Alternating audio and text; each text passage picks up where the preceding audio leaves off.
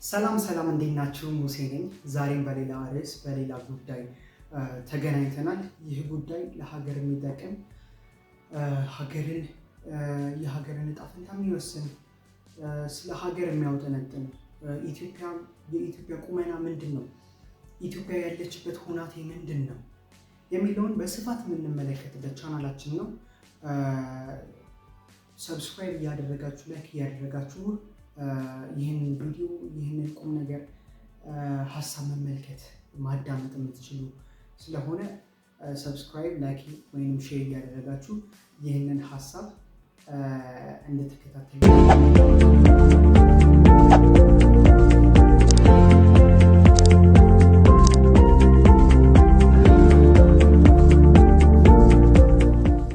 የዛሬው የዩቲዩብ ፕሮግራማችን ዋነኛው ሀሳብ ወይንም ደግሞ ሀገራዊው አጀንዳው ምንድን ነው ስንል ወይንም ደግሞ ስንመለከት የመጀመሪያው 3 አጀንዳዎችን መርጠናል። ከነዛ ከመረጥናቸው ሀሳብ ለሀገር ይጠቅማል፣ ለሀገር ይበጃል። ሀገር ቅድም እንዳልኩት ሀገር ያለችበትን ቁመናና ያለችበትን ሁኔታ የሚወስን ስለሆነ እነኚህ 3ቱን መጀመሪያ ላስተዋውቃቸው። የመጀመሪያው ናሽናል ኢንትረስት ወይንም ደግሞ ብሔራዊ ጥቅም ምን ማለት ነው የሚለውን በስፋት የምንመለከት በስፋት የምንዳስስ ይሆናል። ሌላኛው ኢንዱስትሪ፣ ቴክኖሎጂ፣ አርቲፊሻል ኢንቴሊጀንስ፣ አይኦቲ። እነዚህ አይኦቲዎች ከሰው ልጆች ጋር ስፔሲፋይ ስናደርገው ከኢትዮጵያውያን ጋር፣ ከሲቲዝኖቻችን ጋር፣ ከሶሳይቲው ጋር ያላቸው መስተጋብር ምንድን ነው? እየተሰራባቸው ያለው ሁናቴ ምን ይመስላል? ኢንዱስትሪን የምንመለከት አይኦቲ ቴክኖሎጂ ዋትኤቨር ኢት ኢዝ አርቲፊሻል ኢንቴሊጀንስን የምንመለከት ይሆናል። ሌላኛው ኢንፍሌሽን እና ኢኮኖሚካል ሪፎርሞች፣ ሀገር በቀል የሆኑ ሪፎርሞች ሲከናወኑ የቆዩባቸው ዓመታት ስለሆኑ እንዲሁም የዋጋ ንረትን የዋጋ ግሽበትን እያየን እየሰማን ኮምፕሌንም እያደረግን የመጣንበት ታይም ነው። ያኮዙ ምንድነው? ኢንፍሌሽን ለምን መጣ የሚለውንም በስፋት የምንዳስስ ይሆናል። ስለዚህ የመጀመሪያው ርዕሳችን ምንድን ነው የሚሆነው? ናሽናል ኢንትረስት ምን ማለት ነው? መጀመሪያ መሪዎቻችን፣ አስተዳደሮቻችን፣ የትኛው ፊልድ ላይ የተሰማሩ አስተዳደሮቻችን ሞስት ፕሮባብሊ ጠቅላይ ሚኒስትር፣ ፕሬዚዳንት፣ ወደ መከላከያ ሰራዊት አካባቢ በስፋት የሚነገሩ ቃላቶች ናቸው። እነኚህ ቃላቶች ናሽናል ኢንትረስት፣ ብሔራዊ ጥቅም። ከቅርብ ጊዜ ወዲህ ዓመታት በኋላ ያለው እሳቤ ስለ ናሽናል ኢንትረስት ያለው እሳቤ በእጅጉ የጨመረበት በእጅጉ የተንሰራፋበት ምናልባትም ወደ ኮሚኒቲው ገብቶ የተዋሃደበት ጊዜ ስለሆነ ናሽናል ኢንትረስት በምን ይወሰናል ወይም ደግሞ ናሽናል ኢንትረስት ምንድን ነው ብለን ስንመለከት ናሽናል ኢንትረስትን ዲተርማይን የሚያደርጉ ወይንም ደግሞ የሚገልጹ ትልልቅ ፒላሮች አሉ። ልክ ሀገር ኢኮኖሚ ውስጥ የተለያዩ ባክቦን ሆነው ኢኮኖሚ ረን የሚያደርጉ ፒላሮች እንዳሉ ሁሉ ናሽናል ኢንትረስት የራሱ ፒላር አለ። እነዛ ፒላሮች ናቸው ሀገርን የሚያስተዳደሩት፣ ሉዓላዊነታችንን የምናረጋግጥባቸው። ሞስት ፕሮባብሊ ናሽናል ኢንትረስት ኖት ሞስት ፕሮባብሊ ኢትስ ኦልሶ 100% በሚባል ደረጃ ከሶቨሬኒቲ ጋር ይያያዛል። ናሽናል ኢንትረስት ከሶቨሬኒቲ ጋር ይያያዛል። እንዴት ከሶቨሬኒቲ ጋር አገናኘኸው? እንዴት ናሽናል ኢንትረስት ረን ይደረጋል? ወይንም ደግሞ የናሽናል ኢንትረስት ባክቦን ማን ናቸው? ናሽናል ኢንትረስት ባክቦን ምንድን ነው ብለን ስንመለከት አንደኛው ትልቅ የሚባል የፖለቲካ እመርታ፣ የፖለቲካ ተደማጭነት ወይም ደግሞ የፖለቲካል ዶሚናንስ ሱፐርማሲ ለናሽናል ኢንትረስት፣ ለብሔራዊ ጥቅም፣ ለሀገር ጥቅም የሚውል መሳሪያ ነው ወይንም ደግሞ ባክቦን ነው ብለን ልንሰይመው እንችላለን። ሌላኛው ኢኮኖሚ ነው። ኢኮኖሚና ፖለቲካን ልንነጣጥላቸው አንችልም። ምናልባትም ትልልቅ ኢኮኖሚስቶች፣ ፖለቲሽያኖች፣ የሀገር መሪዎች ምን ይላሉ? ሀገር ጊቨን ካንትሪ በጣም ፖለቲካው ላይ ዶሚናንት ከሆነች ኢኮኖሚውም ዶሚናንት ነው። የእሷ ኢኮኖሚ ዶሚናንት ነው። ሪቨርስ ቱ ዛት ደግሞ ኢኮኖሚውን ረን እያደረገች ያለች ዊዝን ስትሬንግዝ ረን እያደረገች ያለች ሀገር ፖለቲካሊ በጣም ዶሚናንት ናት፣ ወይንም ደግሞ ሱፐር ፓወር የሆነች ሀገር ናት። ሶ ኢኮኖሚያችን ዲተርማይን ያደርጓል። ስለዚህ ፖለቲካ ላይ ምን እንደሚመስል በስፋት የምንመለከት ይሆናል። ኢኮኖሚው ላይ ምን እንደሚመስል፣ ናሽናል ኢንትረስት እንዴት ከኢኮኖሚ ጋር ይገናኛል የሚሉ ጥያቄዎችም ተያይዘው ስለሚነሱ፣ ሌላኛው ሶሻል ነው። ማህበራዊ ሁናቴዎች፣ ማህበራዊ ሁኔታዎች የሀገርን ናሽናል ኢንትረስት ይወስናል፣ ዲተርማይን ያደርጋል። የሀገር ናሽናል ኢንትረስት ደግሞ ከሶቨርኒቲ ጋር በእጅጉ የተያያዘ ከሉዓላዊነት ጋር በእጅጉ የተያያዘ። ሌላኛው ዲፕሎማቲክ ፓወር ነው። ዲፕሎማቲክ ፓወርንም እንዲሁ በስፋት የምንመለከት ይሆናል። አምስተኛው ሚሊተሪ ፓወር ነው። ሶ የፖለቲካል ፓወር ላይ ስንመጣ አንድ ሀገር በፖለቲካል ዌል አርምድ ሳይሆን ዌል ዶሚናንት መሆን አለባት። ምክንያቱም ቀጠናው ላይ ተጽዕኖ ባንፈጥር ብሔራዊ ጥቅም የሚባል ነገር የለንም። ማንም እንዳሻው ሀገራችንን ገብቶ የመመዝበር እንዲሁም የተፈጥሮ ሀብቶቻችንን የተለያዩ ዩኒፋይድ ዩኒየን የሆነውን ካልቸራችንን ሊሸረሽርብን ይችላል።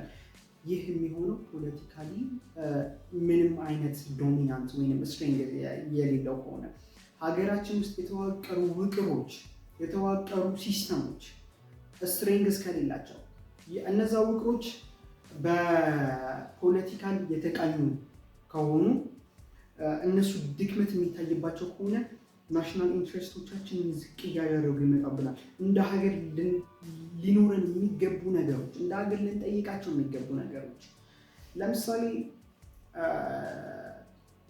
ናሽናል ኢንትረስት ወይንም ደግሞ ብሔራዊ ጥቅም ወይንም ደግሞ የብሔራዊ ስጋት ጥያቄዎች የሚባሉ።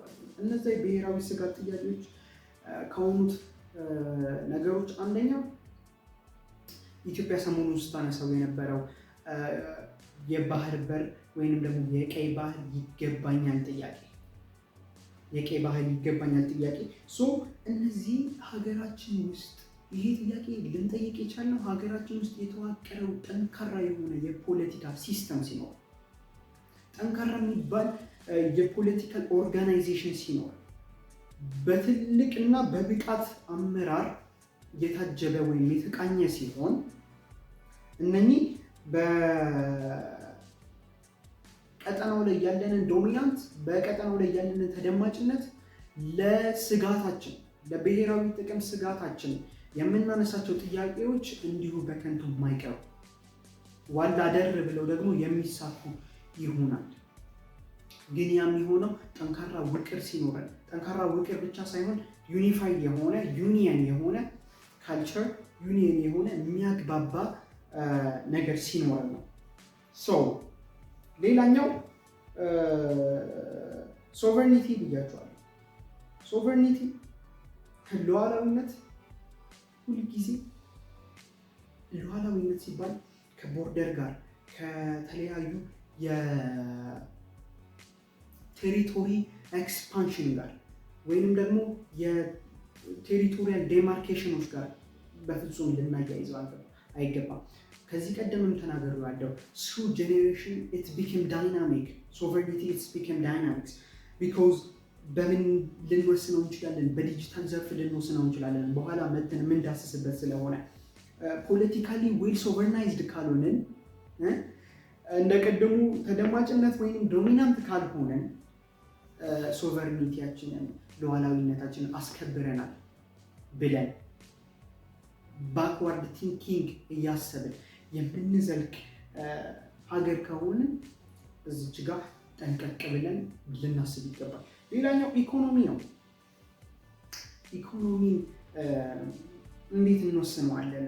እንዴት እናደርገዋለን ከናሽናል ኢንትረስት ጋር ይባላል።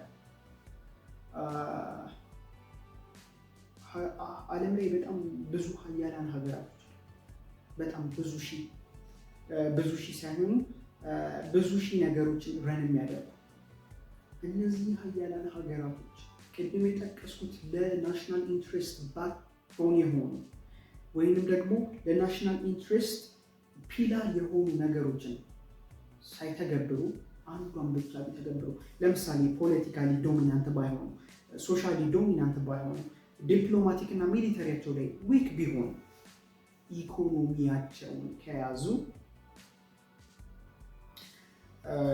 ናሽናል ኢንትረስት የሚባለው ነገር በእጅጉ የሚመለስላቸው የናሽናል ኮንሰርን ኢሹ የማይሆንበት ሁኔታ ይፈጠራል።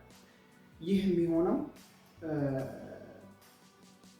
ከዚህ ቀደም ብዙ ጊዜ ተናግሯል። የኢትዮጵያ የፉድ ሴኪሪቲ ወይም ደግሞ የምግብ ዋስትና ኢኒሽቲቭ ላውንች ባይደረግ ወይንም ደግሞ ኢትዮጵያ ታምርት ሜዲን በኢትዮጵያ የሚባሉ ነገሮች ባይንሰራፍ፣ እነዚህ አይዲዮሎጂዎች ባይመጡ፣ ኢኮኖሚያችን ኮላፕስ የሚያደርግበት ኢምፖርትን እናስቀር ኤክስፖርትን ፕሮሞት እናድርግ የሚባሉ ነገሮች ባይመጡ በእጅጉ ኢኮኖሚያችን ኮላፕስ የሚያደርግበት። ምክንያቱም ነገራቶች የሚጀምሩት ካለን ፖቴንሻል ነው። እርሻ ፖቴንሻላችን ነው። ያ ፖቴንሻላችን ከበሬ ጫንቃ ማላቀቅ መቻል፣ ከቴክኖሎጂ ጋር ማዋሃድ መቻል፣ እሱ ትልቅ የሚባል ኢንቨስትመንት፣ ትልቅ የሚባል ፓራዳይም ሺፍት፣ ትልቅ የሚባል አዌርነስ ተፈጥሮ የሚሰራበት ነው። እሱን በመፍጠር የሚሰራበት ነው። ሶ ኢኮኖሚካሊ ዶሚናንት ብንሆን ትልልቅ ፋክተሪዎችን፣ ትልልቅ ዌል ኦርጋናይዝድ የሆኑ ኢንስቲትዩሽኖችን፣ ቢዝነስ ተቋማቶችን፣ ትንንሽ ስታርታፖችን ማብቃት ብንችል ሀገራችን ያላት ኢኮኖሚ ጂዲፒዋ በእጅጉ የሚጨምር ስለሆነ፣ ስለዚህ በዚህ ጉዳይ የኢትዮጵያ መንግስት ከፍተኛ ስራ እየሰራበት ያለው ታይም የተለያዩ የኢኮኖሚ ማነቃቂያ ሪፎርሞች በኋላ መተን የምናይበት ይሆናል። ሶ በምግብ ራሳችንን ሳንችል ቤል ሶቨርናይዝድን ማለት በጣም ስለሚከብድ ደግሞም ሶቨርኒቲ የሚባል ነገር ስለሌለ፣ ፉድ ከሶቨርኒቲ ጋር ስለሚያያዝ፣ ቴክኖሎጂ ከሶቨርኒቲ ጋር ስለሚያያዝ፣ ናሽናል ኢንትረስት ከሶቨርኒቲ ጋር ስለሚያያዝ፣ ፖለቲካ፣ ዲፕሎማቲ፣ ሚሊተሪ ኦል ኦቨር አሁን የጠቀስኳቸው ፋይናሊ ከናሽናል ኢንትረስት ጋር፣ ናሽናል ኢንትረስት ደግሞ ከሶቨርኒቲ ሰፓሬት ልናደርጋቸው ስለማልችል ኢኮኖሚያችንን ልናሳድግ፣ ኢኮኖሚያችንን ልንመራ፣ ኢኮኖሚያችን ዌል ኢኩፕድ የሆነ በቃ የተማሩ ሰዎች በጣም ኢኮኖሚውን ረን ማድረግ፣ ኢኮኖሚውን መዘወር የሚችሉ ሰዎች ኢንተርቪን አድርገው ከገቨርንመንት ጋር ጆይንት ቬንቸር ፈጥረው ኢኮኖሚያችንን ቢያሳድጉ። ሌላኛው ሶሻል ነው። ሶሻሊ ወይንም ደግሞ ማህበረሰባችን ለናሽናል ኢንትረስቶቻችን ፒላር ነው። ምክንያቱም ቅድም እንዳልኩት የቀይ ባህር የይገባኛል ጥያቄ ወይንም ደግሞ የባህር በር የይገባኛል ጥያቄዎች የሚነሱት ሶሻል ላይ የተሰራ ስራ ሲኖር ነው። ማህበረሰብ ላይ፣ ኮሚኒቲ ላይ፣ ትምህርት ቤቶች ላይ የተሰሩ ስራዎች ሲኖሩ፣ ወጣቶችን ማበልጸግ፣ ወጣቶችን ማስተማር፣ ማሰልጠን፣ ሙያ ማስያዝ መቻል በጣም ትልቅ የሚባል ለናሽናል ኢንትረስት እመርታን የሚያመጣ እመርታ ብቻ አይደለም። ቅድም እንዳልኩት ለናሽናል ኢንትረስት ጥያቄዎች፣ ለብሔራዊ ስጋቶቻችን ጥያቄዎችን የምናገኝበት ጥያቄዎቻችንን ደግሞ በማሰልጠን በማስተማር የምንፈታበት ጉዳይ ስለሆነ ማህበረሰቦቻችንን ማንቃት፣ ማህበረሰቦቻችንን ማስተማር፣ ሊትሬት ማድረግ መቻል ትልቅ የሚባል ለናሽናል ኢንትረስት አመርቂ የሚባል ነው። ዲፕሎማቲክ ቅድም እንዳልኩት ዲፕሎማሲ በተለያዩ ነገሮች ይገለጻል። እነኚህ ዲፕሎማሲዎች አንዳንዴ ጊቭ ኤንድ ቴክ ኔጎሽዬሽን ብቻ ሳይሆን ሀገራችን ውስጥ ያሉ የፎሬን ነዋሪዎች ፎሬን ኢንቨስተሮች ለእነሱ ልዩ ቦታ መስጠት መቻል ትልቅ ዲፕሎማሲ መስራት። ለናሽናል ኢንትረስቶቻችን ፎሬነሮችን መጠቀም ትልቅ እመርታ ነው። ዲፕሎማቲክ ፓወር በዓለም ዲፕሎማቲክ ፓወር አሁን የጠቀስኩት ብቻ አይደለም፣ በዓለም ላይ ያለንን ተሰሚነት መጨመር መቻል ይሄ ለናሽናል ኢንትረስት። ምክንያቱም ኢትዮጵያ የሰራችው ስራ ዓለም አስመሰከረች። there is ናሽናል ኢንትረስት የሚባል ጥያቄ ሲነሳ ከዓለም ሀገራቶች የሚኖረው ሪስፖንድ ፖዘቲቪቲ ስለሚያመዝን ዲፕሎማቲክ የሚባለውን ኢኩፕመንት ዌፐን ልንጠቀም ይገባል። ሶፍት ፓወሮችን ልንጠቀም ይገባል። በዚህ ጉዳይ ናሽናል ኢንትረስት የሚባለው ጥያቄ ስለሚመለስ ገቨርንመንት በናሽናል ኢንትረስት አሁን ያለው መንግስት በናሽናል ኢንትረስት ምን አደረገ? ምን ሰራ? ለናሽናል ኢንትረስቶቻችን መመለስ ምን ሰራ? ፖለቲካሊ ቅድም እንደጠቀስኩት ዩኒየን የሚያደርገንን ነገር ይፈጥራል። ለምሳሌ ናሽናል ኢንክሉሲቭ ዲያሎግ የሚባል ይፈጥራል። ልዩነቶቻችን እንደ ጥቅም፣ ልዩነቶቻችን እንደ አድቫንቴጅ፣ ልዩነቶቻችንን እንዳልኩት ቅድም ለጥያቄ ማንሻና ለጥያቄ መመለሻ እያደረግን ልዩነቶቻችንን ደግሞ በማጥበብ አንድ የሚያደርገንን ዩናይት የሚያደርገንን ነገር ደግሞ በመፍጠር ናሽናል ኢንትረስቶቻችንን በውስጣችን ያለውን ቆሾ በመተው የውስጥ ሰላማችንን የውስጥ አንድነታችንን የሚያጠናክር ዲያሎጎችን ተፈጥሯል። ናሽናል ኢንክሉሲቭ ዲያሎግ አካታች አቃፊ የሆነ ዘር፣ ቀለም፣ ብሔር፣ ቋንቋ፣ ጾታ የማይለይ ሃይማኖት የማይለይ እነሱ ስራዎች እየተሰሩ ያለ ስራ ነው። እነዚህ ስራዎች ሎጂካሊ ስናያቸው ሎጂካሊ ብቻ አይደለም ተቃዋሚ ሆነን እንኳን ብናይ በመንግስት ደረጃ በመንግስት ሳይድ ሆነን እንኳን ባናየው ይበል የሚያሰኝ ወይንም ደግሞ ይሁን በቃ ህዝቡ ይሁነኝ ብሎ ይህንን አይዲያ መከተል አለብን። ሌላኛው ኢኮኖሚ ነው። ቅድም እንዳልኩት የኢትዮጵያ ታምርት ንቅናቄ የኢትዮጵያ ታምርት ኤክስፖ ላለፉት 4 ዓመታት ኢኒሼቲቭ እየተነቃቃ የመጣበት ጊዜ ነው። በዚህ ጊዜ ትልቅ የሚባል ፈውስ የመጣበት ነው። ያ ፈውስ እንዴት መጣ? በምን አይነት ኢትዮጵያ ተፈወሰች? ኢኮኖሚ እንዴት ተፈወሰ? እንዴት ዳነ? አንደኛው ብዙውን ጊዜ መሪዎቻችን ጠቅላይ ሚኒስትራችን ሲናገር ከሰማሁት አንድ ነገር ልበላችሁ። የስነ ልቦና ስብራት የሚባል አለ። ገዢዎች ኮንሱመሮች የሆነ ነገር ባይ ለማድረግ የሆነ ነገር ለመጠቀም የሆነ ሾፕ ይሄዱና እቃውን ወደውት አዘይንዶ ለመግዛት ሲያዩት ሜድ ኢን ኢትዮጵያ የሚሉት በኢትዮጵያ መመረት ወይንም ደግሞ በኢትዮጵያ ምርት አለመኩራት ወይንም ደግሞ የኢትዮጵያን ምርት አለመቀበል መቻል ይሄ ትልቅ የኢኮኖሚ ስብራት ነው።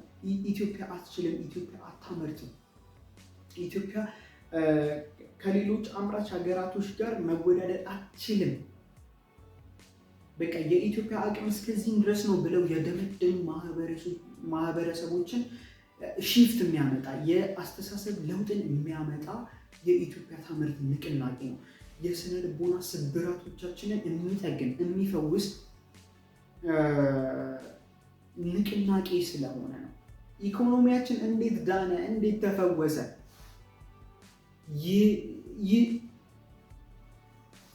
የተለያዩ ሬሚታንሶች ዶላሮች የሄዱብን የነበሩ ዶላሮችን እዚሁ በተኪ ምርቶች ማምረት መቻል። ኢኮኖሚ ስንል ማምረት ብቻ አይደለም፣ አግሪካልቸራችንን ማሳመር መቻል። ማሳመር አይደለም፣ ሜካናይዝድ ማድረግ መቻል። ሜካናይዝድ ብቻ አይደለም፣ ገበሬዎቻችንን ሊትሬት ማድረግ መቻል። ቢካዝ የኢትዮጵያ የምግብ ህልውና የምግብ ዋስትና በገበሬዎች ማወቅ፣ በገበሬዎች መማር እና በገበሬዎች ማምረት ላይ የተንተራሰሰ ስለሆነ ገበሬዎቻችንን ሊትሬት ማድረግ፣ ሜካናይዝድ የሆነ አግሪካልቸር፣ ክላስተር የሚባል አግሪካልቸር፣ ኢሪጌሽን የሚባለውን ነገር ማስተማር፣ ዝናብ ብቻ የሚጠብቅ ገበሬ አለማድረግ መቻል። ይህ በጣም ትልቅ እምርታ ነው ለኢኮኖሚው ዘርፍ። ሶሻሊ እንዴት ማደግ እንደሚቻል ማህበረሰቡ የተረዳበት የተለያዩ ዴቨሎፕመንቶች አሉ። እነዚህ አርባን ዴቨሎፕመንት የሚባሉ አሉ። የከተማ ልማቶች ከውጭው ዓለም ጋር የሚያየው እዛ ውጭ የሚያየውና እዚህ የሚያየው ነገር ኦን ደ ሲምለስ ዌይ ሲሄድ ለካ እንዲህ ይቻላል እሰራለሁ ብሎ ያ ሰውዬ አስፓየር እንዲያደርግ እንዲነቃቃ ማስቻል በራሱ ትልቅ እመርታ ነው። የማህበረሰቡን የአስተሳሰብ ሁኔታ መቀየር መቻል፣ ለኢትዮጵያ ወጣቱ ስለ ኢትዮጵያ ያለው አመለካከት መቀየር መቻል ትልቅ እመርታ ስለሆነ ናሽናል ኢንትረስት ከብዙ በጥቂቱ ያየ ነው። ወደ ሌላ ርዕሳችን ስንሄድ አይኦቲ ወይም ኢንዱስትሪ እንመለከታለን፣ ወይም ቴክኖሎጂ አርቲፊሻል ኢንቴሊጀንስ እንመለከታለን። እነዚህም በጠቅላላ አድርጎ ለመናገር ያክል አርቲፊሻል ኢንቴሊጀንስ ኤዱኬሽን፣ አርቲፊሻል ኢንቴሊጀንስ ፋርሚንግ፣ አርቲፊሻል ኢንቴሊጀንስ ኢንዱስትሪ፣ ቴክኖሎጂ ማይኒንግ ላይ፣ ቴክኖሎጂ ቱሪዝም ላይ፣ ቴክኖሎጂ ትምህርት ላይ፣ ቴክኖሎጂ የመንግስት ሲቪል ሰርቪስ ተቋማቶች ላይ፣ ሪፎርሞች ላይ የሚደረግ አርባን ዴቨሎፕመንት ላይ፣ ሲቲ ዴቨሎፕመንት ላይ የተለያዩ እምርታዎችን የሚመጣበት። ለምሳሌ ሲቪል ሰርቪስ ከምንላቸው ውስጥ መሶብ ብንመለከት፣ ሞባይል ባንኪንግን ብንመለከት፣ ቴሌብርን ብንመለከት እነዚህ ህይወቶቻችንን፣ ስራዎቻችንን፣ መውጣት መግባቶቻችንን፣ የየዕለት እንቅስቃሴዎቻችንን ያቀለሉልን ናቸው። ከተለያዩ ኮራፕት ከሆኑ ሲስተሞች የሚያወጡ ነው። እነዚህ ሲቪል ሰርቪስ ስራዎች አንዱ ተቋም ከሌላው ተቋም ጋር ያለውን ኮኔክቲቪቲ ያለውን ሊንኬጅ የሚያስተራርቁ፣ ከአንዱ ጋር ያለው ዴታ እና ከሌላው ጋር ያለው ዴታ የማይጠራረስ መሆንና የተለያዩ ወንጀሎችን መቀነስ መቻል። የተለያዩ ፍርድ ቤቶች ላይ የሚገኙ የስርዓት ለውጦች አሉ። እነዛ ስርዓት ለውጦች በቴክኖሎጂ የተቃኙ፣ በዲጂታል ቴክኖሎጂ የተቃኙ። ኢንዱስትሪን ብንመለከት ኢንዱስትሪን ኦፕሬት የሚያደርግልን፣ ማሽኖችን ኦፕሬት የሚያደርግልን፣ ሰራተኞችን ኤምፕሎዮችን የሚቆጣጠርልን ቴክኖሎጂ፣ ጽዳት ያለው ኳሊቲ ያለው ዌል ኦርጋናይዝድ የሆነ ተቋምን የሚፈጥር ቴክኖሎጂ ነው። አርባን እና ሲቲ ዴቨሎፕመንቶች ላይ ስንመለከት የተለያዩ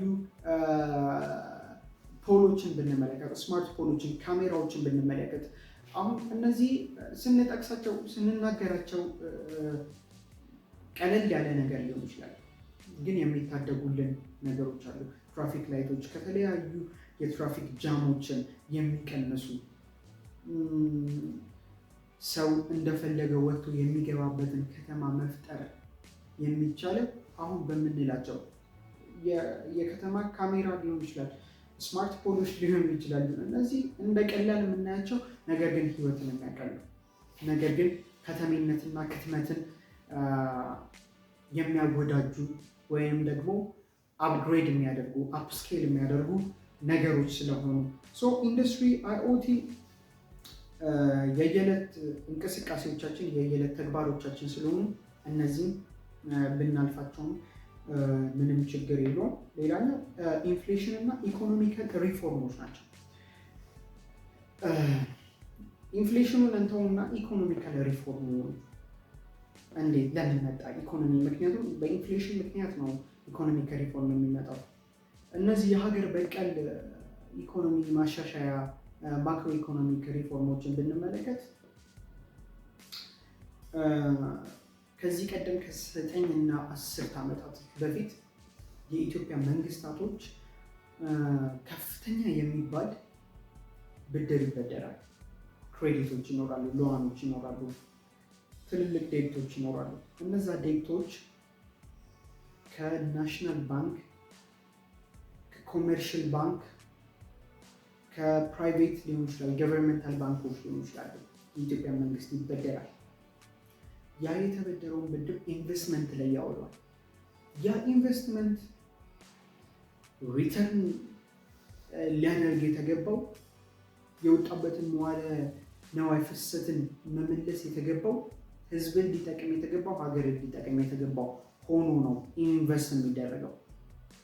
በዛ ታይም ላይ በተለያዩ ኮራፕሽኖች ዲሌይ የመደረግ የመዘግየት ሁኔታዎች ይኖራሉ። በተያዘላቸው የጊዜ ገደብ ያለማለቅ ጉዳዮችም ይኖራል፣ ችግሮችም ይኖራል።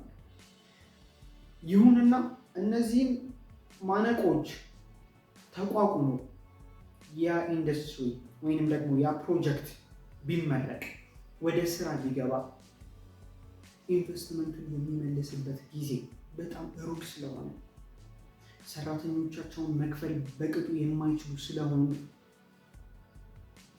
ከፍተኛ ክራይሲስ ውስጥ የተገባበት ሀገር የምትተዳደረው በብድር ነው ሊያስብል በሚችል ደረጃ ነበር ኢኮኖሚው ሲዘወር የነበረው። ነገር ግን ያ ብቻ አይደለም፣ በዛ ብቻ አያበቃም። ለፕሮጀክት ማዋሉ ተበድሮ አሪፍ ነገር ነው፣ የተለያዩ እንከኖችና ችግሮችን ቢኖሩበት። ከዛ በበለጠ ደግሞ ሌላ ኢኮኖሚካሊ ስብራት ነበረብን። ያ ስብራት ምንድነው?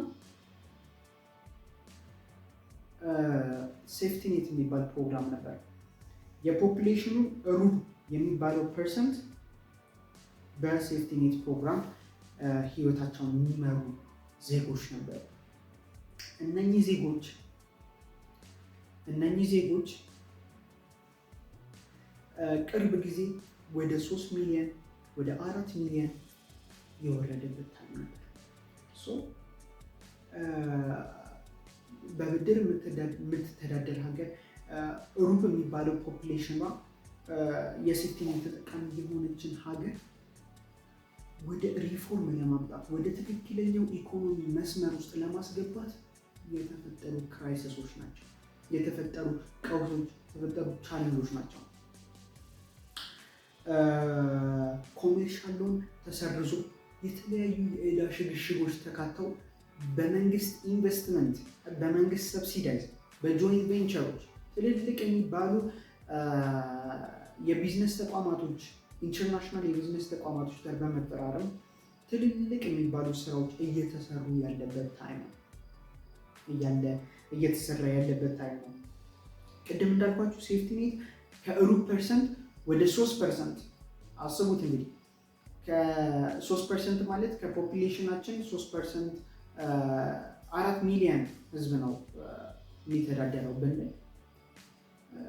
ከባድ ወይንም ደግሞ ከባድ የነበረበት ታይም ስለነበረ በፊት በብድር መተዳደር ሀገር በብድር መተዳደር ብቻ አይደለም፣ የሚያልቁ ኢንቨስትመንቶች የሚያልቁ ፕሮጀክቶች በሁለት እግራቸው የማይቆሙ ስለነበር አሁን ያንን ሪፎርም ለማድረግ የኢኮኖሚ ለውጦች ለማድረግ ተኪ ምርቶችን ለማምረት በሚደረግበት ሩጫ ሀገርን ለማሳደግ በሚደረግበት ሩጫ የተለያዩ ክራይሲሶች፣ የተለያዩ ኢንፍሌሽኖች፣ የዋጋ ግሽበቶች ይኖራሉ። ሀገር የምትሰራው ሀገር የምታድገው በቻሌንጆች ዋጋ መክፈል። ምክንያቱም እነዛ ዋጋ መክፈል ለሚመጣው ትውልድ የሚመጣውን ትውልድ በማሰብ የሚመጣውን ትውልድ በማየት ስለሆነ ስለዚህ በመስራት መኖር ሀገርን ለሀገር ጥሩ ነገር ማበርከት ብቻ አይደለም፣ ለሀገር ጥሩ አስፓየር ማድረግ ትልቅ ኮንትሪቢዩሽን ስለሆነ የኢትዮጵያ እየሄደችበት ያለው መንገድ ኢትዮጵያ እየሄደችበት ያለው ፍሎ ለሚመጣው ትውልድ የሚጠቅም ይበል የሚያሰኝ ከተለያዩ ዓለም ሀገራቶች ጋር የምንፎካከልበት ጊዜ ነው መጪው ጊዜ። ሶቨርኒቲያችንን፣ ኢንትረስቶቻችንን፣ ቴክኖሎጂዎቻችንን እያሳደግን ኢኮኖሚያችንን እየጠበቅን ማህበረሰቦቻችንን እያስተማረን እያሰለጠንን የጋራ መግባባት መድረኮችን እየፈጠረን ልክ እንደ ናሽናል ኢንክሉሲቭ ዲያሎግ ኢኮኖሚያችንን እየመራን ልክ እንደ ማክሮ ኢኮኖሚክ ሪፎርም በዚህ ሀገር የምትገነባ በዚህ ሀገር የምታደግ ይሆናል።